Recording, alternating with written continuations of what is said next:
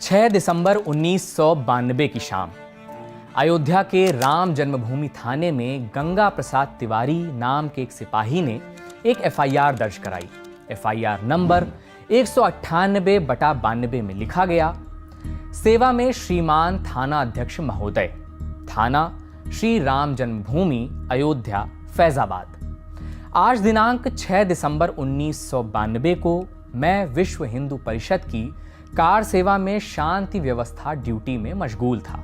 मैं विवादित स्थल राम चबूतरा और शेषावतार मंदिर की ड्यूटी चेक करते हुए राम कथा कुंज में सभा मंच पर करीब 10 बजे दिन में पहुंचा, जहां विश्व हिंदू परिषद के महामंत्री श्री अशोक सिंघल, संयुक्त मंत्री श्री गिरिराज किशोर, श्री लाल कृष्ण आडवाणी, श्री मुरली मनोहर जोशी, श्री विष्णु हरि डालमिया, फैजाबाद के सांसद व बजरंग दल के संयोजक श्री विनय कटियार, सांसद उमा भारती, साध्वी रितंबरा आदि वक्ता मंच पर बैठे थे। उपरोक्त वक्ता लोग अपने उत्तेजनापूर्ण भाषणों से कार सेवकों को उत्तेजित कर रहे थे। उनका नारा था, एक धक्का और दो, बाबरी मस्जिद तोड़ दो, मुगल कालीन गुलामी के प्रतीक इस खंडहर को ध्वस्त कर दो। उनके उत्तेजनापूर्ण भाषणों से कार सेवक उत्तेजित होकर बीच बीच में नारा लगाते थे, जब काटे जाएंगे राम राम चिल्लाएंगे, राम लला हम आए हैं, मंदिर यहीं बनाएंगे। इन नेताओं के भाषण में मस्जिद तोड़े जाने का बार बार इशारा किया गया। परिणाम स्वरूप लाखों कार सेवकों ने धावा बोलकर विवादित भवन को ढहा दिया, जिससे राष्ट्रीय एकता को भी गंभीर आघात पहुंचा है। उक्त घटना को मौके पर तैनात पुलिस और प्रशासनिक अधिकारियों के अतिरिक्त श्रोता, पत्रकार आदि ने देखा सुना है। अतः रिपोर्ट लिखकर आवश्यक कार्रवाई की जाए। आखिर अयोध्या के राम जन्मभूमि थाने में क्यों दर्ज कराई जा रही थी यह एफआईआर? 6 दिसंबर 1992 की तारीख अयोध्या ही नहीं, पूरे देश के लिए एक अहम तारीख है। इस तारीख ने देश की राजनीति और समाज को एक नए रास्ते की ओर मोड़ दिया। इस दिन कार सेवकों ने बाबरी मस्जिद के तीनों गुंबदों को जमींदोज कर दिया। यह घटना बस अयोध्या तक सीमित नहीं रही, पूरे देश में दंगे होने लगे। राज्य सरकारें बर्खास्त की जाने लगीं। पड़ोसी देश भी इससे अछूता नहीं रहा। पाकिस्तान और बांग्लादेश में बड़े पैमाने पर अल्पसंख्यक हिंदुओं के साथ ज्यादती की खबरें आने लगीं। लेकिन आखिर यह सब क्यों हो रहा था? दुनिया रोज बनती है कि इस एपिसोड में हम इतिहास के पन्नों में अंकित तथ्यों के आधार पर बताएंगे कि क्या है बाबरी मस्जिद के बनने और उसके जमींदोज हो जाने की कहानी। क्या हुआ जब बाबरी मस्जिद के नीचे मंदिर के अवशेष मिले? क्या हुआ था 6 दिसंबर 1992 के दिन और कोर्ट ने किस आधार पर राम जन्मभूमि का फैसला सुनाया? नमस्ते, मेरा नाम है मुकुल सिंह चौहान और आप देख रहे हैं हमारा नया प्रोग्राम दुनिया रोज बनती है।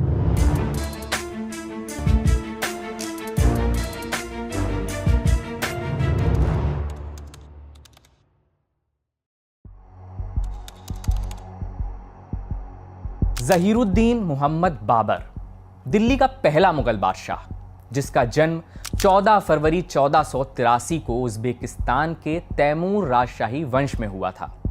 बाबर के पिता तैमूर लंग के वंशज थे और मां चंगेज खान के परिवार से आती थीं। सिर्फ 11 साल की छोटी उम्र में बाबर फरगना का राजा बना, लेकिन कुछ समय के बाद उसके चचेरे भाइयों ने विद्रोह कर दिया, जिसके कारण बाबर को अपनी गद्दी गंवानी पड़ी। बाबर फरगना से भाग गया। उसने कुछ समय अफगानिस्तान में बिताया। दिल्ली में उस समय लोदी वंश का शासन था। इब्राहिम लोदी के हाथ में सत्ता थी। इब्राहिम लोदी का चचेरा भाई दौलत खान लोदी उस समय पंजाब का गवर्नर था। दौलत खान लोदी इब्राहिम लोदी को सत्ता से बेदखल करना चाहता था। उसने बाबर को भारत पर आक्रमण करने के लिए उकसाया। कई इतिहासकारों का यह भी मानना है कि मेवाड़ के राजपूत शासक राणा सांगा ने भी बाबर को दिल्ली पर हमला करने के लिए आमंत्रित किया था। 21 अप्रैल 1526 को बाबर और इब्राहिम लोदी के बीच पानीपत की लड़ाई हुई। इस युद्ध में इब्राहिम लोदी मारा गया। इस जीत के बाद बाबर ने मुगल वंश की स्थापना की और आगरा को अपनी राजधानी बनाया। बाबर का एक सेनापति था, बाकी ताशकंदी, जो मीर बाकी के नाम से भी जाना जाता है। मीर बाकी शिया मुसलमान था और ताशकंद का रहने वाला था। बाबर ने उसे अवध प्रांत का गवर्नर बनाया था। ऐसा माना जाता है कि मीर बाकी ने 1528 से 1529 के बीच राम जन्म स्थान पर बाबरी मस्जिद को बनवाया था। इतिहास की किताबें बताती हैं कि मार्च 1528 से जून 1529 तक मीर बाकी अयोध्या में रहा। इसी दौरान उसकी मृत्यु हो गई। फैजाबाद, जिसे अब अयोध्या कहा जाता है, कि सहनवा गांव में मीर बाकी ने दम तोड़ा था। यहीं उसकी कब्र भी मौजूद है। बाद के दिनों में बाबरी मस्जिद की भीतरी दीवार पर एक शिलालेख मिला। इस शिलालेख की भाषा फारसी थी और इसे 1528 में लिखा गया था। इस लेख का हिंदी तर्जुमा कुछ यूं है: बादशाह बाबर के आदेश से जिसकी न्याय की इमारत इतनी ऊंची है कि धरती और आसमान को एक करती है, फरिश्तों की इमारत का निर्माण मीर बाकी ने कराया है। सवाल यह उठता है कि क्या मीर बाकी ने मंदिर तोड़कर मस्जिद बनाई थी? सन 1608 से 1611 के बीच ब्रिटिश ट्रैवलर विलियम फिंच ने अयोध्या का दौरा किया था। लंदन में रहने वाला फिंच ईस्ट इंडिया कंपनी में काम करता था। फिंच ने अपनी डायरी में लिखा, अयोध्या में भगवान राम से जुड़े भव्य भवन में अब सिर्फ अवशेष ही बचे हैं। इन्हीं बचे हुए अवशेषों में हिंदू पुजारी श्री राम की पूजा करते हैं और देश भर से हिंदू यहाँ आकर दर्शन करते हैं। इसे रामकोट कहा जाता है। मुगल बादशाह की बेटी और औरंगजेब की पोती ने सहीफा-ए चहल नसेह बहादुर शाही नाम से एक किताब लिखी। किताब में अयोध्या का जिक्र करते हुए वह लिखती हैं, इस्लाम की फतह को ध्यान में रखते हुए मुगल बादशाहों को मूर्ति पूजक हिंदुओं के साथ कोई रियायत नहीं करनी चाहिए। उन्हें गुलामी में रखना चाहिए और जजिया वसूलना चाहिए। इसके अलावा अयोध्या में श्री कृष्ण जन्म स्थान तथा अयोध्या में सीता रसोई और हनुमान गढ़ी को तोड़कर जो मस्जिदें बनाई गईं, उन्हें नमाज और ख़ास तौर पर जुमा की नमाज के लिए उपयोग करना चाहिए। क्या मस्जिद किसी मंदिर को तोड़कर बनाई गई? इस बात को स्पष्ट करने के लिए इलाहाबाद हाईकोर्ट ने 5 मार्च 2003 को आर्कियोलॉजिकल सर्वे ऑफ इंडिया से मस्जिद की खुदाई करके साक्ष्य इकट्ठा करने को कहा। खुदाई की प्रक्रिया को पारदर्शी बनाने के लिए खुदाई दल में हिंदू और मुस्लिम दोनों पुराविदों को शामिल किया गया। 12 मार्च 2003 से 7 अगस्त 2003 के बीच राम जन्मभूमि परिसर की खुदाई की गई। इस खुदाई में मूर्तियां और सिक्के मिले जिनका संबंध गुप्त काल और शुंग काल से था। कई प्रतिमाएं मिली जिनका जिक्र हिंदू धर्म ग्रंथों में मिलता है। मशहूर पत्रकार हेमंत शर्मा ने युद्ध में अयोध्या नाम से किताब लिखी है। इस किताब में तथ्यों के आधार पर अयोध्या विवाद का इतिहास प्रस्तुत किया गया है। शर्मा लिखते हैं, 1528 में बाबरी मस्जिद का निर्माण बाबर के सेनापति मीर बाकी ने करवाया। 1528 से 1731 तक इस स्थान पर कब्जे को लेकर हिंदू और मुसलमानों में 64 बार संघर्ष हुए। 1852 में अवध के अंतिम नवाब वाजिद अली शाह के शासनकाल में यहाँ पहली बार किसी मारपीट की घटना का लिखित जिक्र हुआ। 3 साल बाद 1855 में भारी संघर्ष हुआ। नवाब वाजिद अली शाह की एक रिपोर्ट के मुताबिक 12,000 लोगों ने ढांचे को घेर लिया था। यह खूनी संघर्ष हुआ जिसमें 70 मुसलमान मारे गए। हिंदू समुदाय ने इस समय मस्जिद के एक गुंबद को गिरा दिया। 1934 में हिंदुओं की एक विशाल भीड़ ने बाबरी मस्जिद के तीनों गुंबदों को तोड़ने की कोशिश की। फैजाबाद के अंग्रेज कलेक्टर ने बाद में इन गुंबदों की मरम्मत करवाई। 1949 के दिसंबर महीने की बात है। 14 दिसंबर से 22 दिसंबर तक विवादित परिसर के पास रामायण का पाठ होता है और 22 दिसंबर की रात 8 साधु रामलला की मूर्ति को मस्जिद में रख देते हैं। अगली सुबह अफवाह भी फैलाई जाती है कि मस्जिद में भगवान राम प्रकट हुए हैं। बाबरी मस्जिद के गिराए जाने के बाद गठित लिब्राहन आयोग ने अपनी जांच रिपोर्ट में दावा किया कि 22 दिसंबर 1949 की रात को रामलला की मूर्ति को निर्मोही अखाड़े के साधु अभिराम दास द्वारा मस्जिद के गुंबद के ठीक नीचे रखा गया था। जैसे ही विवादित ढांचे के भीतर रामलला की मूर्ति रखी गई, वहां लोग पूजा पाठ करने लगे। देश में यह पहली बार था जब किसी मस्जिद में हिंदू रीति रिवाज के साथ पूजा की जा रही थी। इस विवाद की आग दिल्ली तक पहुंची। जवाहरलाल नेहरू देश के प्रधानमंत्री थे। नेहरू ने यूपी के मुख्यमंत्री गोविंद वल्लभ पंत और गृह मंत्री लाल बहादुर शास्त्री को पत्र लिखकर मूर्ति हटाने के लिए कहा। नेहरू ने 26 दिसंबर 1949 को मुख्यमंत्री पंत को एक पत्र लिखा जो कुछ यूं था। अयोध्या में हुई घटनाओं से मैं बेहद परेशान हूं। मैं गंभीरतापूर्वक यह उम्मीद करता हूं कि आप इस विषय पर व्यक्तिगत रूप से ध्यान देंगे। वहां आपत्तिजनक उदाहरण रखे जा रहे हैं जिसके परिणाम घातक होंगे। आपका जवाहरलाल। लेकिन फैजाबाद के तात्कालिक कलेक्टर के नायर ने मूर्ति को हटाने से इनकार कर दिया। नायर का कहना था कि अगर मूर्ति को हटाया गया तो स्थिति और खराब हो सकती है। ज्यादा दबाव के बाद नायर ने कहा कि वह मूर्ति हटाने के बजाय इस्तीफा देना ज्यादा उचित समझते हैं। 1952 में नायर ने नौकरी छोड़ दी और चौथी लोकसभा चुनाव में यूपी के बहराइच से जनसंघ के टिकट पर लोकसभा सांसद बने। विवाद को बढ़ता देखकर सरकार ने विवादित परिसर में ताला लगा दिया। आम जनता दूर से ही दर्शन कर सकती थी। 29 अगस्त 1964 को जन्माष्टमी के अवसर पर मुंबई में विश्व हिंदू परिषद की स्थापना होती है।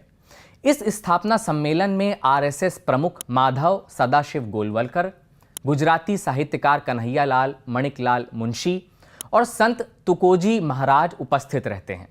संगठन का जिक्र करना इसलिए जरूरी है क्योंकि ऐसा माना जाता है कि बाबरी मस्जिद को गिराने में वीएचपी कार्यकर्ताओं की अहम भूमिका थी। 7 अप्रैल 1984 को नई दिल्ली में हिंदू समूहों ने मिलकर राम जन्मभूमि मुक्ति यज्ञ समिति बनाई। इस समिति के अध्यक्ष थे महंत अवैधनाथ।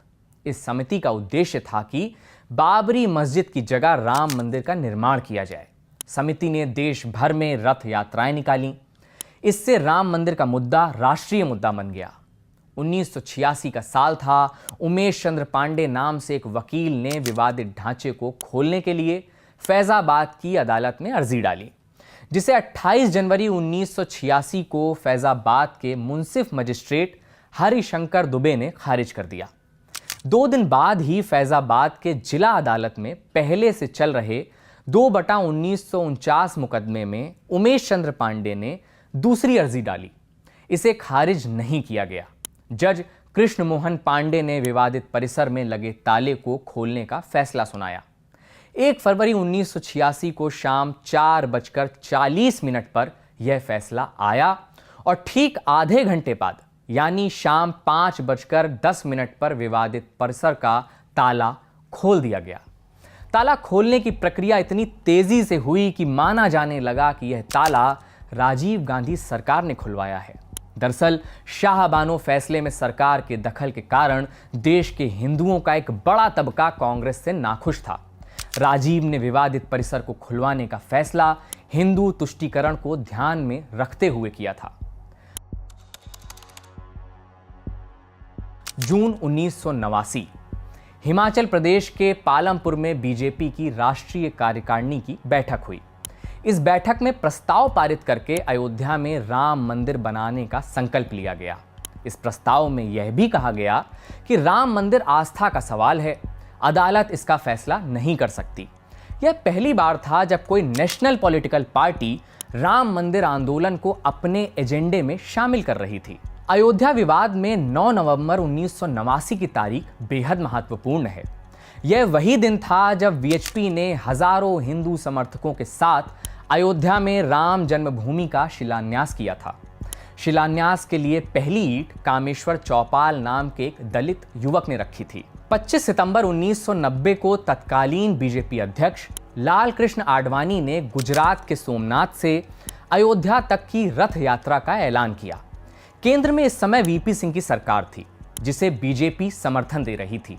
आडवाणी की रथ यात्रा 8 उत्तर भारतीय राज्यों से गुजरने वाली थी और लगभग 10,000 किलोमीटर की दूरी तय करके 30 अक्टूबर को अयोध्या पहुंचने वाली थी। इस रथ यात्रा के संयोजक प्रमोद महाजन थे, लेकिन गुजरात में इस यात्रा के रणनीतिकार नरेंद्र मोदी थे।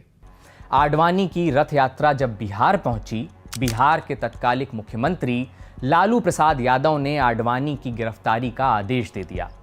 लाल कृष्ण आडवाणी को बिहार के समस्तीपुर में 23 अक्टूबर को गिरफ्तार कर लिया गया। गिरफ्तारी के बाद देश में दंगे भड़क उठे।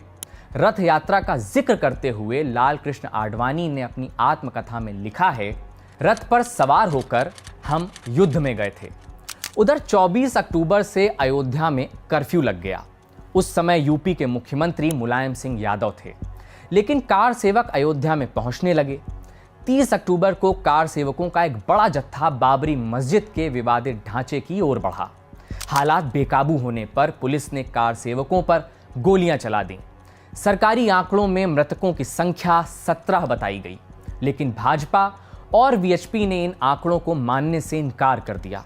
उनका कहना था कि मरने वाले कार सेवकों की संख्या 50 से ज्यादा है। अब आता है 6 दिसंबर 1992 का दिन। उस दिन को याद करते हुए हेमंत शर्मा अपनी किताब युद्ध में अयोध्या में लिखते हैं, मैं विवादित इमारत से कोई 100 गज की दूरी पर खड़ा था, सन्न और आवाक। समझ नहीं आ रहा था कि जो मैं देख रहा हूं वह हकीकत है या बुरा सपना। चारों तरफ बदला, प्रतिशोध, प्रतिहिंसा की हुंकार। सब कुछ अचानक हुआ। कार सेवक बाबरी मस्जिद पर चढ़ चुके थे। मैंने पुलिस बलों का ऐसा गांधीवादी चेहरा पहली बार देखा। समूचा दृश्य दिल दहलाने वाला था।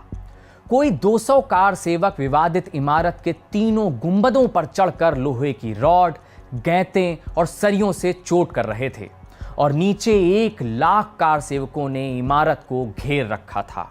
लेकिन सवाल यह है कि अचानक ऐसा क्या होता है कि 6 दिसंबर 1992 को लाखों कार सेवक अयोध्या पहुंचते हैं और बाबरी मस्जिद के विवादित ढांचे को जमींदोज कर देते हैं।